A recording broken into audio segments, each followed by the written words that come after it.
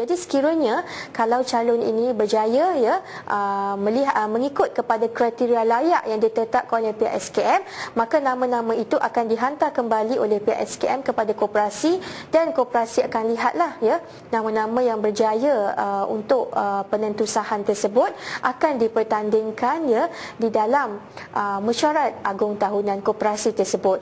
Tetapi seperti mana saya nyatakan tadi, bagi koperasi yang tidak tertakluk kepada peruntukan Seksyen 43(2) ini, maka dia akan membuat pelantikan anggota lembaga macam biasa di dalam mesyuarat agung tahunan.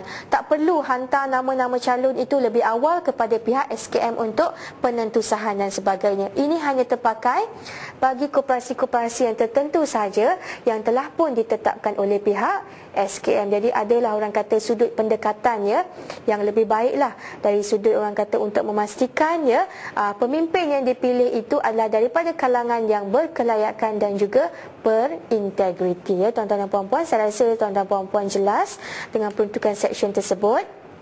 Baiklah, kita beralih lagi dengan peruntukan seksyen yang seterusnya, iaitu seksyen 44A dan seksyen 44B. Jadi kedua-dua ini adalah merupakan peruntukan seksyen yang baru tuan-tuan, yang mana tidak terdapat di dalam Akta Koperasi yang terdahulu. Jadi selaras untuk orang kata memperketatkan lagi sistem kawalan dalaman koperasi dan untuk memperkukuhkan lagi kawalan tadbir urus koperasi, kedua-dua seksyen ini telah pun dimasukkan untuk tujuan orang kata lebih memberikan pendedahan ataupun penzahiran, yang mana kedua-dua seksyen ini adalah secara spesifiknya ataupun secara langsungnya adalah kepada anggota lembaga ataupun ketua pegawai eksekutif koperasi itu jika adalah yang mana kalau kita lihat seksyen 44A adalah lebih kepada pendedahan ataupun penzahiran kepentingan sekiranya kalau seseorang anggota lembaga itu terlibat di dalam pembiayaan Islam ataupun untuk memberikan sebarang kemudahan kredit kepada koperasi. Jadi kalau ada terlibat dengan pembiayaan Islam ataupun apa-apa jua kemudahan kredit, maka satu bentuk pendedahan ataupun penzahiran kepentingan itu perlu dilaksanakan mengikut kepada prosedur yang ditetapkan di dalam peruntukan seksyen 44A. Baiklah, untuk seksyen 44B adalah lebih kepada pendedahan percanggahan kepentingan, maknanya secara individu, secara orang kata langsung kepada diri seseorang anggota lembaga itu ataupun ketua pegawai eksekutif koperasi. Bermakna katakan sebagai contoh, kalau saya merupakan anggota lembaga koperasi A, saya juga anggota lembaga koperasi B dan C, saya perlu membuat pendedahan ataupun penzahiran maklumat itu kepada setiap koperasi yang mana saya merupakan anggota lembaga tersebut, supaya tidak orang kata menimbulkan sebarang syakwa sangka ataupun sebarang konflik of interest. Jadi kedua-dua seksyen ini tuan-tuan puan-puan akan mendapat penjelasan yang lebih lanjut apabila tuan-tuan didedahkan nanti dengan topik ataupun slot yang seterusnya, iaitu berkenaan dengan peranan dan juga tugas anggota lembaga koperasi. Di situ nanti tuan-tuan akan diberikan penerangan yang lebih mendalam lagi berkenaan dengan peruntukan kedua-dua seksyen ini, iaitu seksyen 44A dan juga seksyen 44B. Baiklah, kita beralih lagi dengan peruntukan seksyen yang seterusnya, iaitu di bawah seksyen 57(1)(b) kurungan A dan juga kurungan B, yang mana di sini ia menerangkan bahawa kumpulan wang reserve statutory boleh digunakan tertakluk kepada peraturan dan undang-undang kecil bagi membayar share ataupun yuran yang dikeluarkan oleh anggota.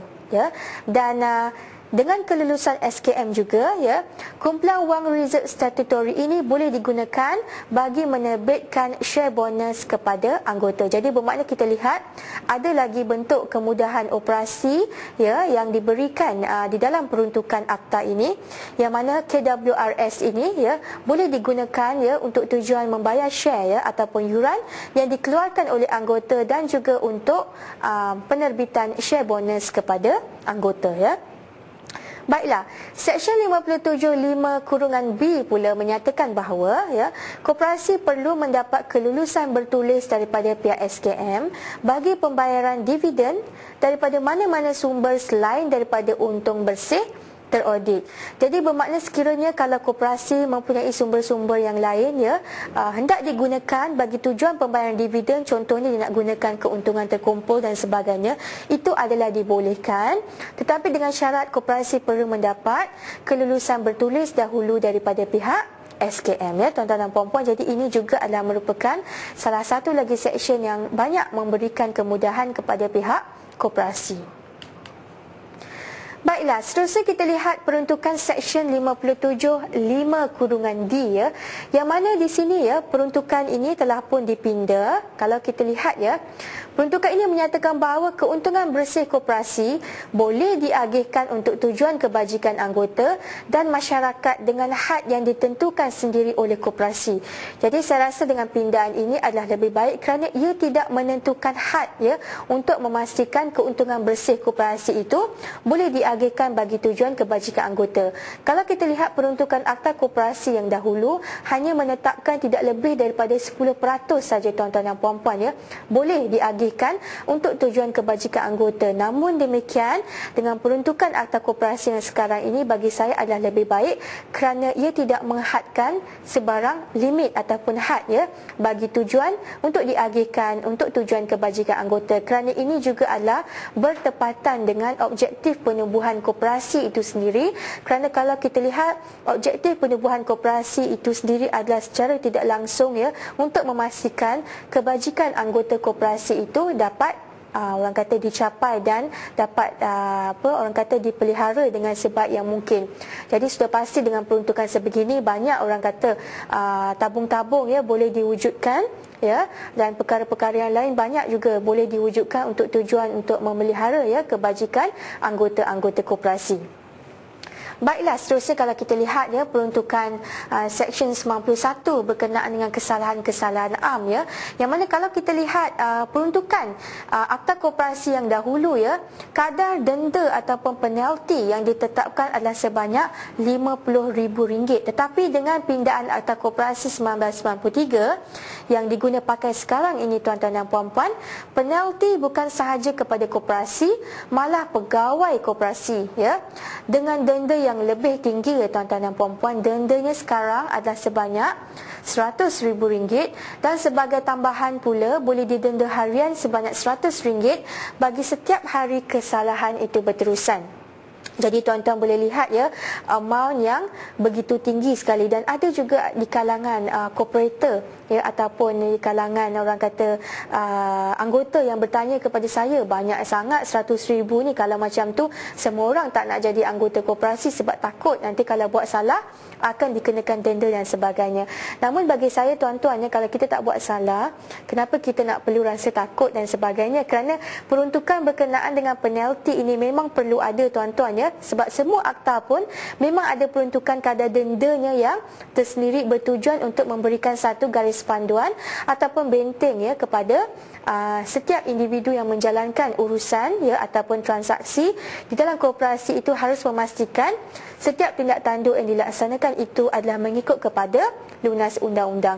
Kalau tidak ada peruntukan penalti sebegini tuan-tuan, setiap individu akan menjalankan urusan dengan sewenang-wenangnya tanpa orang kata ada garis panduan yang harus kita ikuti ya tuan-tuan dan puan-puan. Jadi kita tak perlu risaulah dengan kadar compound ni dan sebagainya. Ini adalah merupakan dia punya kadar ceiling yang boleh dikenakan, tapi mungkin orang kata dengan kadar yang lebih rendah itu boleh dikenakan dengan rayuan dan sebagainya. Itu tertakluk kepada orang kata bentuk kesalahan dan juga kes-kes ya, bukanlah orang kata automatik akan terus didenda dan sebagainya. Itu melihat kepada kesalahan, bukti-bukti dan sebagainya.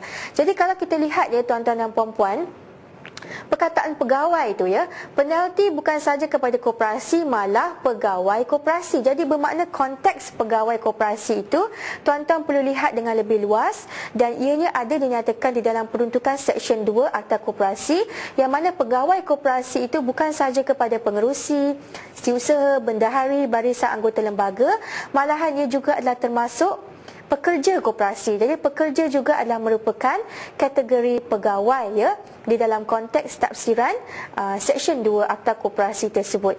Jadi kalau kita lihat ya, tuan-tuan dan puan-puan, bukan sahaja orang kata peruntukan Seksyen 91 ini ada berkenaan dengan kadar kompaunnya, ada juga seksyen-seksyen lain ya.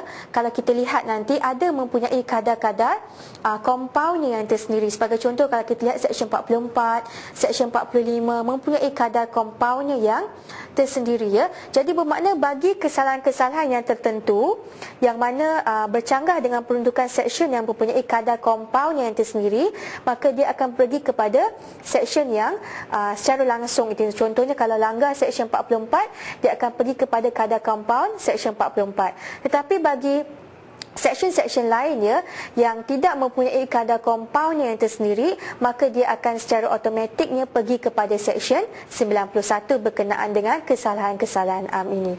Jadi itulah dia penerangan secara orang kata ringkas ya kepada tuan-tuan dan puan-puan berkenaan dengan Akta Koperasi dan juga peruntukan-peruntukan yang mana merupakan peruntukan baru dan juga pindaan-pindaan yang terdapat di dalam Akta Koperasi yang boleh saya highlightkan kepada tuan-tuan dan puan-puan, at least ataupun sekurang-kurangnya tuan-tuan dan puan-puan boleh mendapat gambarannya sekarang berkenaan dengan Akta Koperasi itu sendiri dan apakah tujuan akta itu digubal dan peraturan dan juga peruntukan-peruntukan yang terdapat di dalam Akta Koperasi itu sendiri. Dan selepas ini kita akan bertemu lagi untuk topik seterusnya, iaitu berkenaan dengan peraturan koperasi yang peraturan koperasi 2010 dan peraturan-peraturan yang berkaitan dengan koperasi. Jadi untuk itu sekian, terima kasih.